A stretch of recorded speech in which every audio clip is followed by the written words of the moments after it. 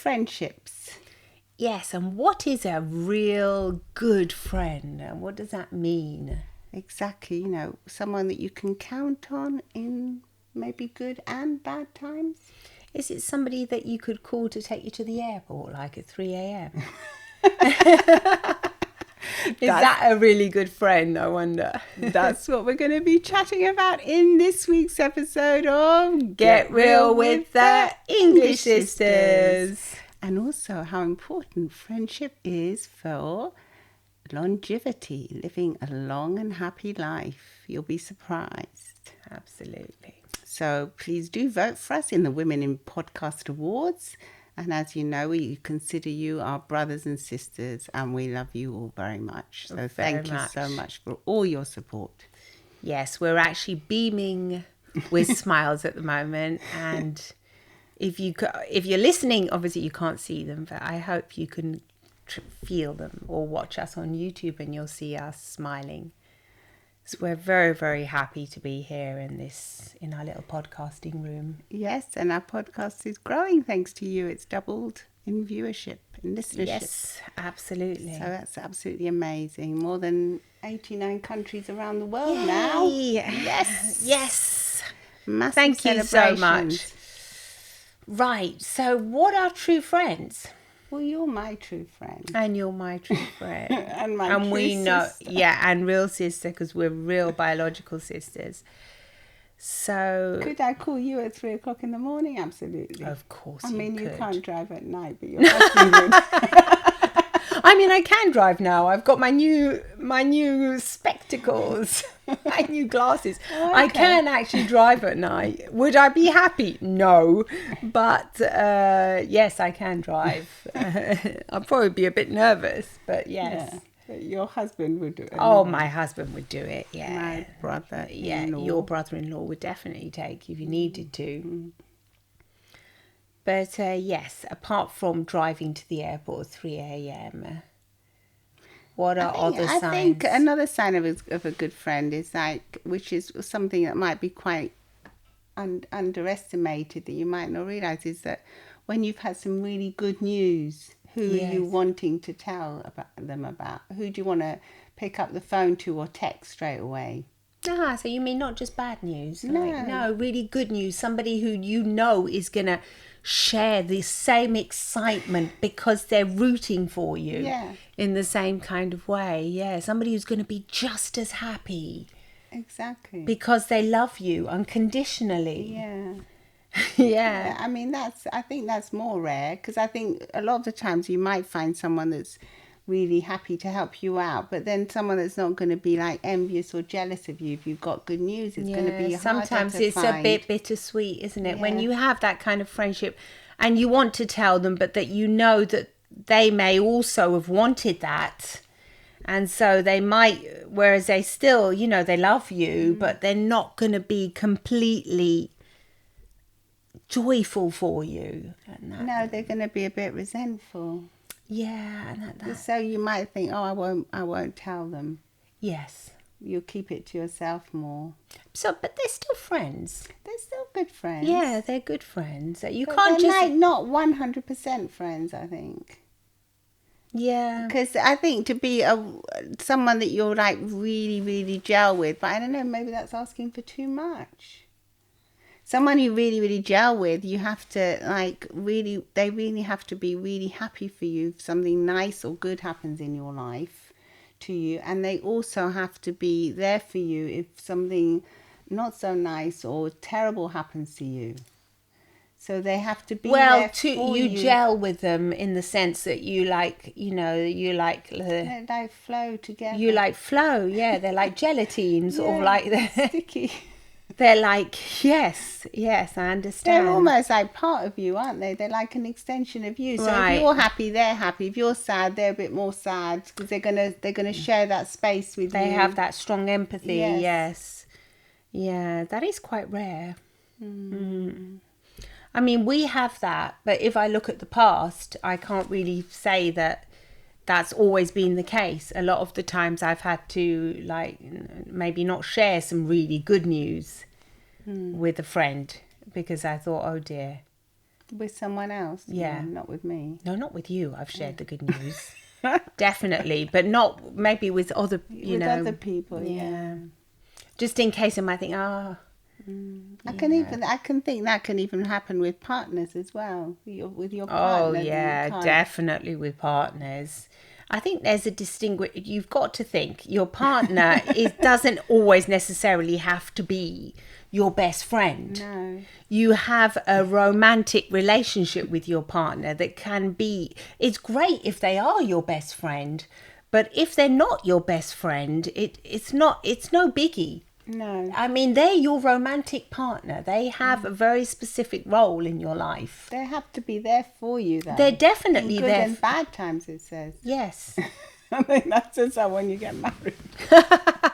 When you get married, yes, it's in sickness and in health. But that's just referring to the health side, not like if something great happens to you. So like you're both working Your in the career same or job something. and then you get a promotion and the other person doesn't. You know, that can be quite a tough one to take on board, can't it? I think a lot of people struggle with that in romantic relationships. Yeah. When one of you earns more, especially if you're like, you know, and then the financial aspect might get a little bit in the way, but that's a different thing. But yes, it does mingle though, because a lot of the time. Would you like to phone your friend and tell them, or text them and say, let's meet up and celebrate? Well, I tell you. Yeah. But I mean, no, I would also tell my husband. Yes, I would. Yes, if I've got any good news, I would tell him. But as far as like the English sisters go, you know, from our point of view, I would obviously tell you any good news that came along. Obviously, because we're in it together. Yes, exactly. We're in it together. You're right. But I think sometimes we do have to be a bit careful with the people around us, don't we? We have to be like less sort of take up less room. Yes. Yeah. Which I think as women, we're used to doing that a lot. Yeah, I think, you big know, size. big size, because we've come to a point in our life where I'm quite tired of making myself small. Yeah. So as to, you know, make other people feel big. Yeah. You know, I'm sick of that, you know, and in so many ways.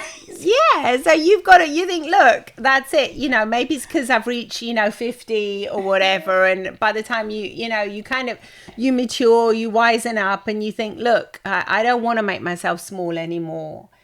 But yes, this can also be applied to friendships. If you find that you're always having to make yourself small, occupy less space, the other person's always like the one with the good news and the happy and all the sad. Or the one that's always dominating the whole conversation all the time. Yeah, that can be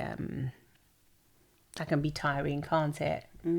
I think that's definitely a red flag, you know, to watch out for. Yeah, and I think, I mean, you're already lucky if you have friendships, because I think more and more people are struggling now. That's what I was thinking. I was thinking, like, a lot of people, they might go and make a video, like, on one of the social media channels saying how upset or sad they are. Yeah. And yet they won't pick up their phone either because they don't feel comfortable in confiding with a friend. Yes. Or because they feel as if, you know, they're going to bother that person, or because they really haven't got a real life friendship. Yeah. Which is really sad. Because, I mean, there's nothing like looking into a person's eyes and actually talking to them face to face. No, it's very healing.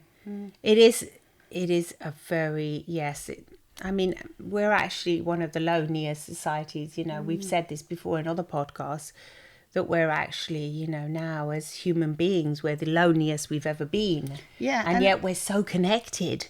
But don't you find that because we are so connected online, that it's like it's easier and easier, like, so you don't even have to go out now to eat. You can order in. Yeah. You don't have to go out to get your groceries. You can order them in. Yes. You don't have to go out to, you know, to buy things. Like there's less and less actual inter-social connections going on.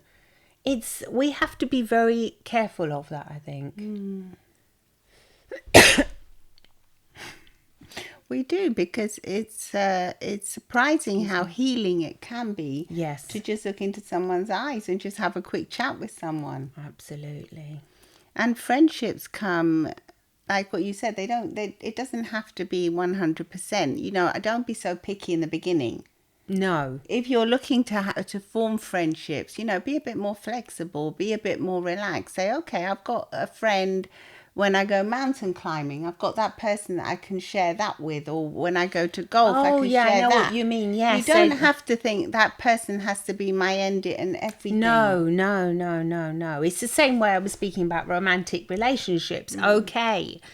When you speak to them, they might not be interested in everything, your shoes or your bag or everything. They don't necessarily, your hair color, they don't have to be your best friend in that aspect. You can't expect everything from one person.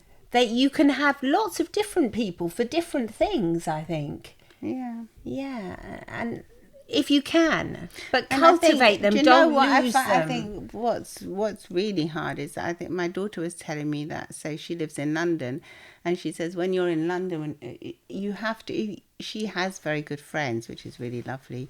But she says that their schedules are so packed that like weekends are booked in advance.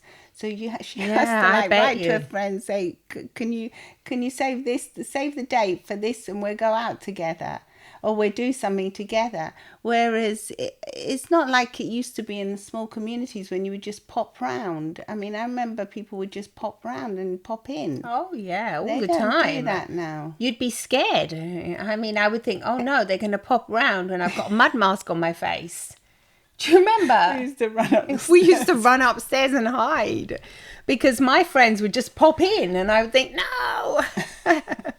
But nowadays, of course, you're They would texting. call, wouldn't they? Would you? Well, yeah, would they? Sometimes. No, I mean, they would ring the bell. Oh, they would just ring the bell. Yeah, Yeah. they would call in. It was called. They would come in. Yeah, come in up and- the garden path. Yeah, and say, oh, I've just come in. Are you coming out for a bit? You can, yeah. Do you want to go for tea? Do you want to go out? Do you want to go to the park? Do you remember those first boyfriends we had? They would just turn up at. They would definitely just ring on the doorbell. That's why I remember running up the stairs once thinking, oh my God, no, he's going to see me looking like this. God, that was like my worst nightmare. Or thinking, oh no, I look horrible. You know, my hair's gone nuts or whatever, running away from them. And then was a sending funny mum and video. saying, no, I'm not there. There's a funny video on one of the. I think it was on Instagram of these two girls, and one had lovely straight hair, And the other our one was best friend, fizzed up. and the other one had curly hair. And she said, "Is this how you wake up in the morning?" The one with curly hair, like Yeah. us, was in a real state, looked like a Yeah, bird nest. fizz bomb, And the other yeah. one woke up like a silky smooth mane, as if she hadn't even, envy. she hadn't even slept. Oh my on God. No, that's not for us. Our hair is fizz bomb. Yeah. It was Curly. My goodness. Let alone in those years, even They wilder. had a good laugh though, didn't they? Those two friends there. One waking up like that, seeing Oh, the other one. We wake up in the same state when we go away Oh, together. yeah, sure. We do, yeah, definitely. curly. Yeah. We had our good friend. Beautiful long hair, blonde hair, always straight, always perfect. Yes, I've had that experience as well, waking up together, thinking, oh my God. They're fun though, aren't they? These sleepovers Yes, they are fun. with good friends. Definitely. That's what we're But going you back have to make saying. time, You though. have to and make the also time. maybe ask And the yourself, what effort. is a good friend? You know, how am I showing myself to be a good friend? Because sometimes it's not just tit for tat. So, like, if the other friend has been like not that great friend to you, does that mean that you're not a great friend back to them? So, oh no, they didn't bother with this, or they flaked, they didn't turn up to that. So, does that mean I don't have to bother either? You know, what do you put first? Do you prioritize your friendships, or do you prioritize other things? So what you're saying that we should try and prioritize a little bit more, I think, Yeah. because they're so important Exactly, because for in the us, end, for our longevity, to be close to other when human we beings. are on our deathbed, what do we say? We prioritize our work or our friendships and our loving relationships? Yeah. I don't think anyone thinks about their work ever. Oh my God, I haven't shipped that order out, or I haven't done that. No, I doubt it. I doubt it. I very much imagine you would think, I want everyone I love close to me. Exactly. I want them to be there. And I was listening to a podcast yesterday, actually, and it's about this guy who was talking about dreaming. He's a dream specialist, and he was saying that apparently after your heart stops, he's also a neuroscientist. I can't remember the name now, and he said after your heart stops, your brain has this immense cerebral activity that can last for like quite a few seconds after death. So it was saying it's important for, for the people that you love to stay with you during that time. He says, whereas before they believed, okay, the heart has stopped, but now they wait. He says, I recommend, my the family to wait with the person. Make sure they're really dead. No, not to make sure they're really dead, but like just stay with them, because he says that's why, like people say they have, when they near death experiences. Then he says they have these immense dreams where they talk about it. Well, he says that the brain shows it's like, it goes like extra hot, same way it does while you're dreaming just before death. So he says this can be a consolation to all of us. But the only reason why I'm mentioning it is because he was saying that he has, being a cancer specialist as well, he says that he sees a lot of friends and families that just want to walk away at that moment. But he recommends they wait. And everyone, because you said that everyone on their deathbed they want to see. Don't be so confused now. No, because on your deathbed, I mean, you wouldn't want people to say, all right, hey, you're dead, I'm off. No, but mean, it's you like... spend a few minutes, don't you? Yeah, but it's a little bit longer than you would expect, he says, like to keep holding the hand and be with that person a little bit longer. Anyway, that was just a little thing, but I was saying it's because of the importance of friendships and of loved ones. Exactly. And who you want, in times well, they not say only that of need. Having good friendships can extend your life like Exactly. 10, 15 years. Incredible. It's not just your healthy lifestyle and your healthy habits. No. It's also the friendships and the love that you have. They were also saying that maybe because Mediterranean, these so-called blue zones have more healthier diets, but they also have like healthy habits. So they eat together, they chat a lot, they spend a lot of time together. Oh my gosh, They walked up to their friends' houses up within the villages. Oh yeah, like here in Italy, there are so many communities that are still like that. Yeah. And they do, yes, especially the older generations. But even the younger ones still really want to adopt that way of lifestyle, I think, yes. And they still do. There's a lot of getting together, the groups. Yeah, definitely. That's so healthy. Exactly. They will all go out and eat together. They'll all cook together, which is like this real bonding. Pass me this, pass me that. You all cook together. You eat together. Yeah, definitely. And you're talking. You're not sitting in front of a TV. No, on your own again. Or in front of a screen. Now it's many screens. They don't even have television much. Well, yeah, a screen. In front of a screen, just eating on your own. Or mindlessly scrolling. And making you feel as if... Because I think, I love social media as well. Oh, I do too. If you're on it great. for a few minutes and there's something that inspires you and you go off and do something inspiring and it's really lovely. Yeah. But if you find that you're just procrastinating or not doing something else, maybe not calling a friend because you're just scrolling mindlessly through... Oh my gosh, call the friend. Yes, through call the friend. Don't allow this to be like... Because it steals your like time on this planet. Numbing, it does. It numbs your mind. It really does. Because one fantastic reel can make you laugh, can get you inspired, can do so many things for you. You could, oh wow, that's a great recipe. Oh wow, I love that design for my house. You can get inspired. But the problem is with the finger that you're just scrolling. There's so much that we see that in the end, what we first got us inspired sort of like disappears into the big blob of it all. Yeah, and it makes us restless and uninspired. I believe it does. And a lot of the times we used to get bored as well. before. Before all the social. Before the oh, social we used to media, get because bored. they said we have to limit it now for our children as well. I believe it, because before Definitely.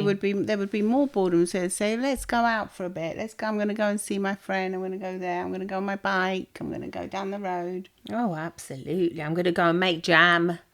Try even making jam or picking blackberries to make jam. These things. I was listening to a football interview with They were fun. with Wayne Rooney. He's funny. He was saying in the interview, it was making me laugh, because he was saying, "Oh God, when I was part of I think he was in the Euros or something. He said I was always talking to someone, bothering someone, always doing something. I wouldn't be in my room for 5 minutes." I know. He said I was always having human interaction. He didn't say human. Human, But he said I yeah, was always because- talking to someone. He goes, some of the time they were thinking, go, I'd just leave. Leave me alone. Yeah. He said he was always looking for someone to talk to or bother, or some activity to do to keep moving, whether it was whatever it was. So Something I think to the keep- fact that we stay so still now with all our devices, Oh, it my really God, does yeah. block us from, or the fact that we can just FaceTime someone or play a game with someone, and we feel as if we've had that interaction, which yes, we have in a way,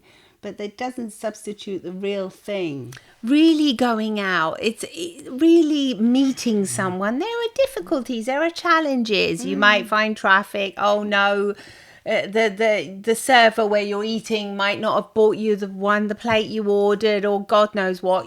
Some hassle goes on. All these tiny little challenges that, yeah, they're just part of life. They kind of like build resilience, but if you become less and less accustomed to them, because you become so used to just clicking a button, ordering food. Even now in these small villages we live in, you can just order food.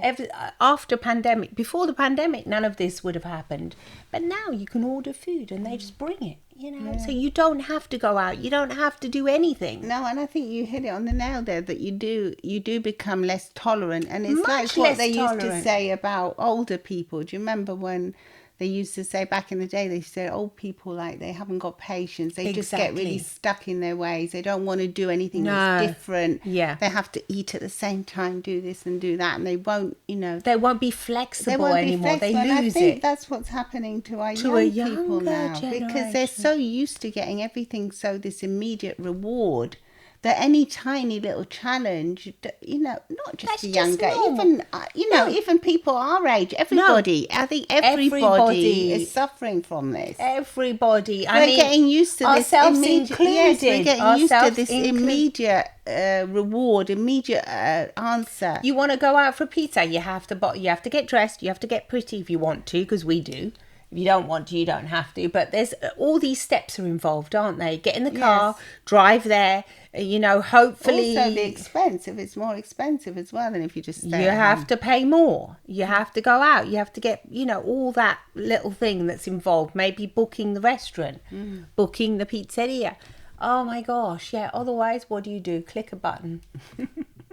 And so that's why but you're not going to get the same experience. You will not get it. And sometimes you get the experience of where it's crowded, it's noisy. Exactly. You think you haven't had much of a good time. Yes, but then what happens when you come back? Somehow you appreciate being home. For a start, I mean, when, like, just the other day we did that, and I did come back thinking, God, that was a bit noisy. And that was crowded, and we had to bother, and we had to book it, and oh my God, yeah. But then I came back and I felt like happier. To be like more serene, more peaceful, more satisfied. I think so, yes. Whereas I think if we just ordered it, it wouldn't have been the same. Well, it definitely wouldn't have been the same. But that's what I mean. So the effort to go out, to go out with friends, that's even harder, because you've all got, like what you were saying, schedules, time. Somebody might not turn up. So but that's essential, because it builds resilience in you, and it keeps you flexible. And I'd also suggest maybe don't schedule everything so much. Allow a bit more freedom. Maybe leave 2 weekends in the month free, so that you don't have to have so much scheduling. Maybe tell your friends, look, on these weekends I don't schedule stuff. So, do feel free to text me and say, let's go out, or feel free to do this or even 1 week, 1 day a month if you're really busy and you can't. Yeah, I mean, all Because this I mean, like scheduling, all what do this they scheduling, do? I Like mean they that, book all trips yeah, and like that. we have a family holiday now, and they were asking on the family chat, what are you with my husband? Family, yeah. What are you doing? What are we going to be doing if you scheduled the week? And I Goodness said, lol, me. I go, the schedule is to relax and have fun. Yeah. And then we'll play it day by day. But I think that the fact that we do schedule so much of our time, it limits us in a way, because it doesn't allow us that freedom to just say, I know the schedules, especially for the holiday, it's flexible. If you don't, you don't want to go, Yeah, you don't want yeah. to do. But I just think this whole scheduling everything so much is just, it's just too much, in my opinion. Yes. It doesn't leave that time just to be able to breathe. For another creative option to Yeah, just and pop just say, along or, I don't know, something random. Allow for it. Allow for it. Yeah, so obviously it's nice to schedule and have things to look forward to, and some things you have to like schedule obviously. well in advance if you want to go and see someone or go to a concert and things like that. But there's other things that you can just be a bit more easygoing, a bit more free flowing. Yeah, definitely. So let us know what you think. Do you have good friends, or do you think you're going to start cultivating new friendships now? Which Yeah, I hope you they do take effort, but they sure are well worth it. They're very worth it. And they'll pay you back in many years extended to your life, hopefully. So it's definitely worth it. It's great for you and it's great for them. and remember to tell your friends you love and appreciate them, because it's really important. Yes, it really is. We often forget that, don't we? We do. Yeah. We do. Yeah. Okay. So true. So come and see us come and say hi on Instagram at Get Real with the English Sisters, and on YouTube too. And you can also send us a text. And from the 1st of August, you'll be able to vote for us in the Women in Podcasting Awards. So we're really looking forward to that too. Lots of love and smiles from the English Sisters. Bye for now.